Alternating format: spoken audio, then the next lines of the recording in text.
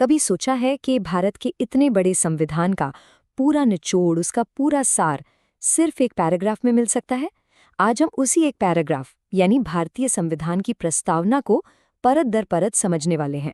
कहते हैं प्रस्तावना संविधान की आत्मा है, और ये सिर्फ एक कहने की बात नहीं है। ये वाकई में हमें बताती है कि हमारा देश किन उसूलों पर खड़ा है और हम सब मिलकर कहाँ पहुँचना चाहते हैं।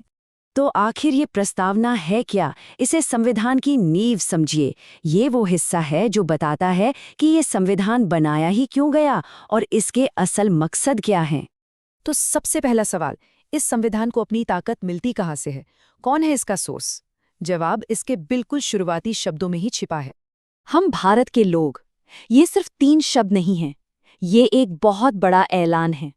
ये साफ साफ बताता है कि असली पावर, असली शक्ति भारत के लोगों के हाथों में है। इसी सिद्धांत को पॉपुलर सॉवरेनिटी या लोकप्रिय संप्रभुता कहते हैं। मतलब सीधा है, संवैधानिक ताकत किसी राजा या बाहरी हुकूमत से नहीं, बल्कि सीधे भारत के नागरिकों से आती है। अल्टीमेट अथॉरिटी जनता ही है। ठीक है, तो ये तो पता चल गया कि पावर कहाँ से आती है। अब आगे बढ़ते हैं और देखते हैं कि प्रस्तावना हमारे देश का कैरेक्टर यानी उसका चरित्र कैसे तय करती है। इसके लिए 5 बहुत ही खास शब्दों का इस्तेमाल किया गया है। ये हैं वो 5 स्तंभ: सॉवरेन, सोशलिस्ट, सेक्युलर, डेमोक्रेटिक और रिपब्लिक। चलिए अब एक एक करके इनका मतलब समझते हैं। पहला शब्द है सॉवरेन, यानी संपूर्ण प्रभुत्व संपन्न। इसका सीधा सा मतलब है कि भारत अपने फैसले लेने के लिए पूरी तरह से आज़ाद है। कोई भी बाहरी देश हमें यह नहीं बता सकता कि हमें अपने देश के अंदर या बाहर क्या करना है। दूसरा है समाजवादी। इसका लक्ष्य है आर्थिक बराबरी लाना। कोशिश ये है कि देश की संपत्ति का बंटवारा इस तरह से हो कि अमीर और गरीब के बीच की खाई कम हो सके। तीसरा स्तंभ है सेक्युलर यानी पंथ निरपेक्ष। इसका मतलब है कि हमारे देश का कोई एक सरकारी धर्म नहीं है।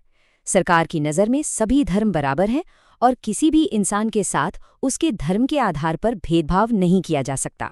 चौथा डेमोक्रेटिक या लोकतांत्रिक, यानी यहाँ सरकार लोगों द्वारा लोगों के लिए होती है। हम वोट देकर अपनी सरकार चुनते हैं और वो सरकार हमारे प्रति जवाबदेह होती है। और 5वां स्तंभ है रिपब्लिक यानी गणराज्य।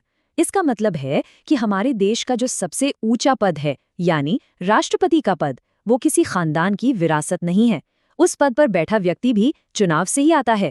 तो ये तो हुई हमारी देश की पहचान। लेकिन ये संविधान हम नागरिकों को क्या देना चाहता है? हमारे लिए इसके लक्ष्य क्या हैं? प्रस्तावना हमसे सबसे 3 बड़े वादे करती है: न्याय, स्वतंत्रता और समानता।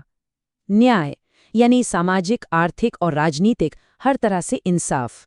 स्वतंत्रता यानी सोचने, बोलने और किसी भी धर्म को मानने की आज़ादी।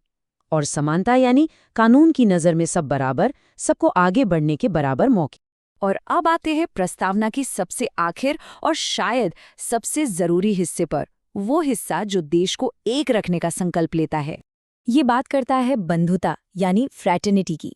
मतलब हम सब नागरिकों के बीच भाईचारे की भावना हो, क्योंकि यही वो भावना है जो देश की एकता और अखंडता को बनाए रखती है। और आखिर में ये 2 तारीखें याद रखना बहुत ज़रूरी हैं। 26 नवंबर 1949 ये वो दिन है जब हमारी संविधान सभा ने संविधान को अपनाया था, और 26 जनवरी 1950 जब ये पूरी तरह से लागू हुआ, और इसी दिन को हम हर साल गणतंत्र दिवस के तौर पर मनाते हैं। तो इन सब का निचोड़ क्या है? देखिए, प्रस्तावना को आप संविधान का आइडेंटिटी कार्ड कह सकते हैं। एक ऐसा कार्ड जो एक नज़र में ही पूरे संविधान का मकसद और उसकी पहचान बता देता है। और यहीं पर ये हमारे लिए एक बड़ा सवाल छोड़ जाता है। अगर ये प्रस्तावना हमारा परिचय पत्र है, तो आज ये एक देश के तौर पर हमारे बारे में क्या कहता है? ये एक ऐसा सवाल है जिस पर हम सबको सोचना चाहिए।